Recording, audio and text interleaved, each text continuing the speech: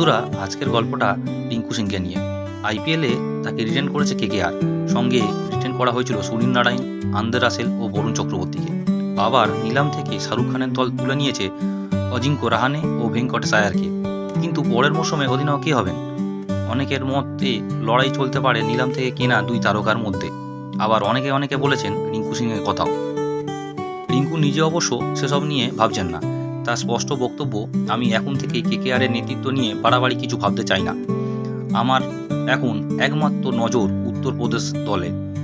আমরা ফের ট্রফি জিততে চাই। শেষবার এই ট্রফি আমরা জিতেছিলাম 2015-16 সালে। কিন্তু গুঞ্জন তো থামছে না। রিঙ্কুর পারফরমেন্স কেকেআরকে ভরসা জুগিয়েছে। এখন তিনি বলও করছেন। সব মিলিয়ে নাইটদের নেতা হওয়ার অন্যতম দাবিদার রিঙ্কু সিং। রিঙ্কু অবশ্য বলেছেন, আমি তো উত্তরপ্রদেশের টি-20 লিগে অফ স্পিন করছি। তিনি আরও বলেন, আজকের ক্রিকেট এমন একজনকে চায় যে ব্যাটের সঙ্গে বলও করতে পারবে, আবার ফিল্ডিংয়েও ভরসা দেবে। উত্তরপ্রদেশের দায়িত্ব সামলানো বড় কাজ, আপাতত সেটাই করতে চাই। তবে বিজয় হাজারে ট্রফিতে আরও একটা চ্যালেঞ্জ থাকছে রিঙ্কুর সামনে। সামনের বছর চ্যাম্পিয়ন্স ট্রফি, সেখানে সুযোগ পাওয়ার ক্ষেত্রে এই টুর্নামেন্টটা গুরুত্বপূর্ণ হতে পারে রিঙ্কুর জন্য।